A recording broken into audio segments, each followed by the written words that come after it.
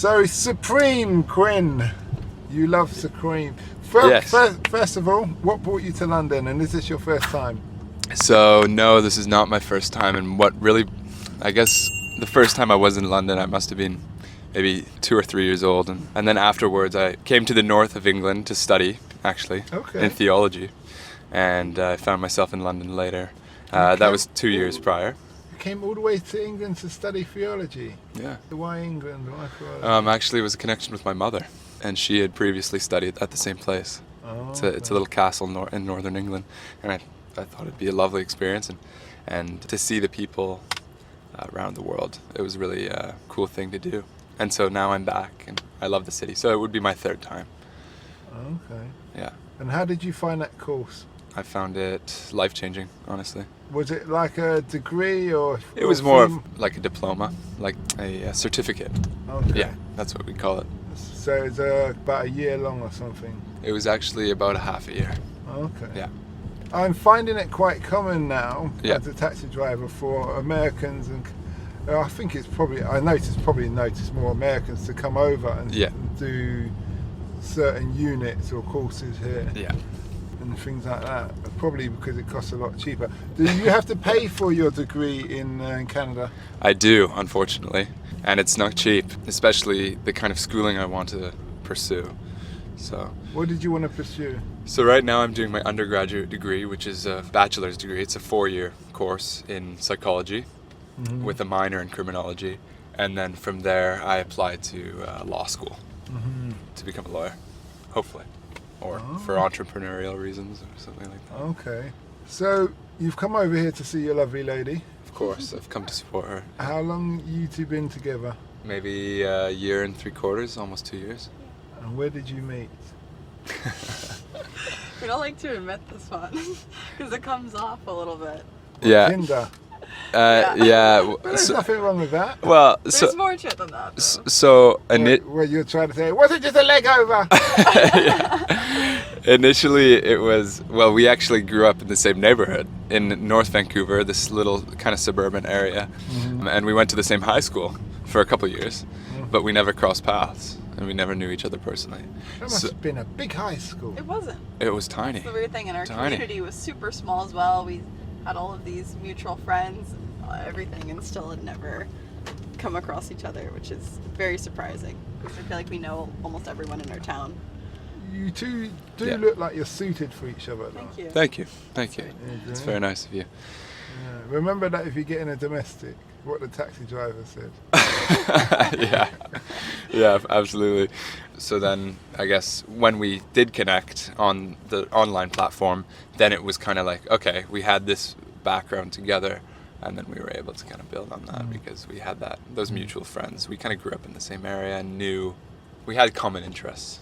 So tell us about Supreme, the brand, and why you love it. And do you love it as well, Sophia? I do appreciate it. I love it as well. I don't own any Supreme items, but we'll see what happens by the end of our shopping today. Maybe I will. I don't know if I'm as... Quinn's really into it. So tell us how this Supreme works. So, well, in what way? Well, like I said, I watched that documentary where they talk about Supreme and how they started the craze of doing the drops. That's right. And now Adidas and Nike do it. And Yes. drop is frustrating. Yes, absolutely. It's so frustrating because Absolutely. for dedicated people who will pay a lot or wait on a drop. Yeah. But for me, I just want to walk in the shop, Of course. put it on my feet and walk out if I like it. Of course. Obviously, I will pay. Yes. Yeah, that helps. Yeah. That kind of thing. So what is it about Supreme that you love? Well, when I was probably in high school, I really kind of caught on to I've been a musician since young. And so when I got into music, I had a band, we split up, I went on my own personal direction, and then I started to get into the whole hip-hop, R&B kind of scene. And that kind of correlates with the whole streetwear and fashion kind of thing. And so I came into that probably mid-high school. So I was maybe 14 years old.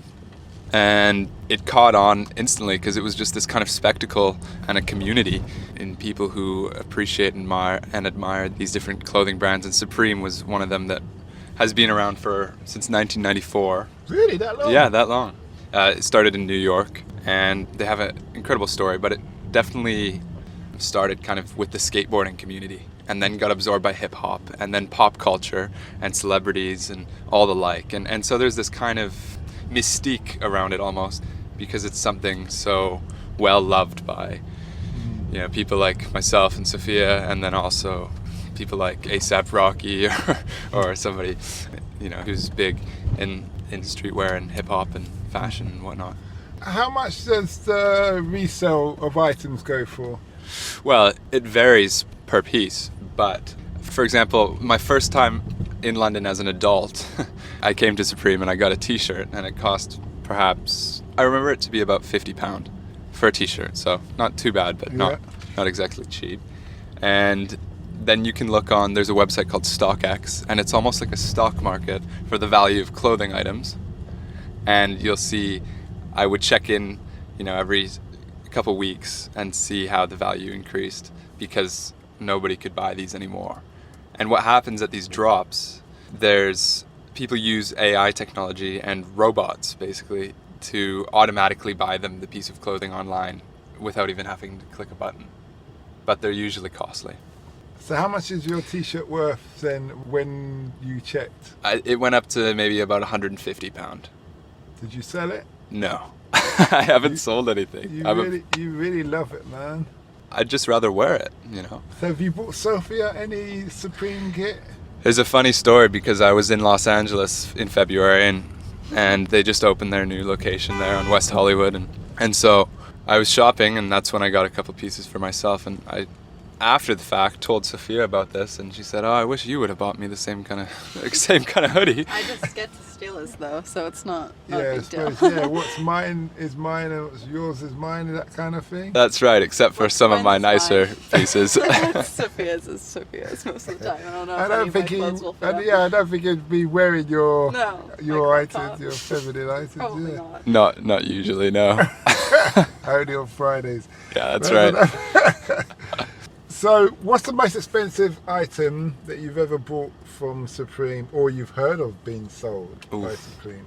Well, they do some really crazy things. That's what I also love, is they don't stop at clothes. Their accessories are a very popular item, and so some of these accessories can be like a little Vespa that's clad in Supreme decoration, or even I've seen, actually, probably the craziest was a helicopter. It was a Supreme helicopter. They put it on their website, flying across LA.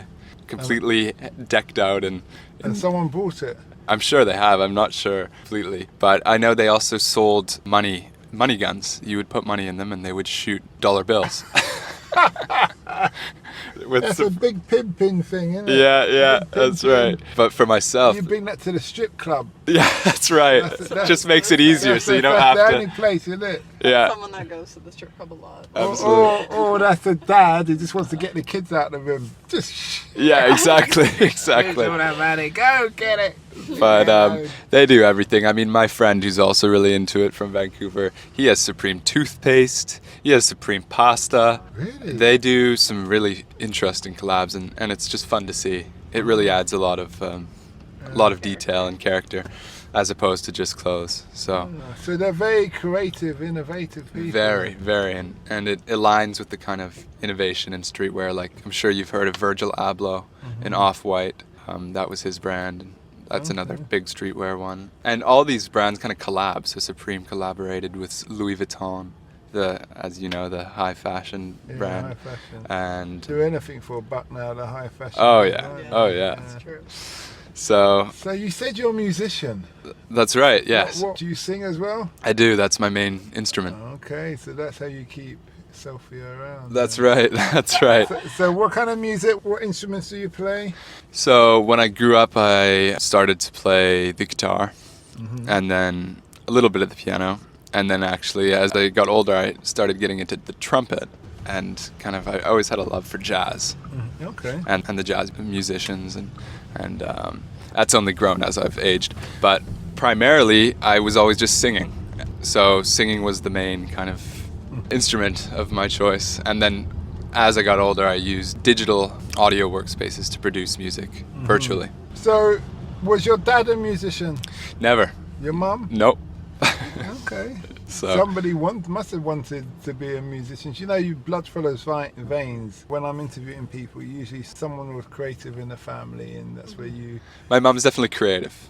Yeah, okay. Very creative. That's fair enough. That's fair enough. Yeah, absolutely. What was the name of your band you were in, and is it on social media? So the band was probably from when I was 8 years old till I was 14, so it was an early time.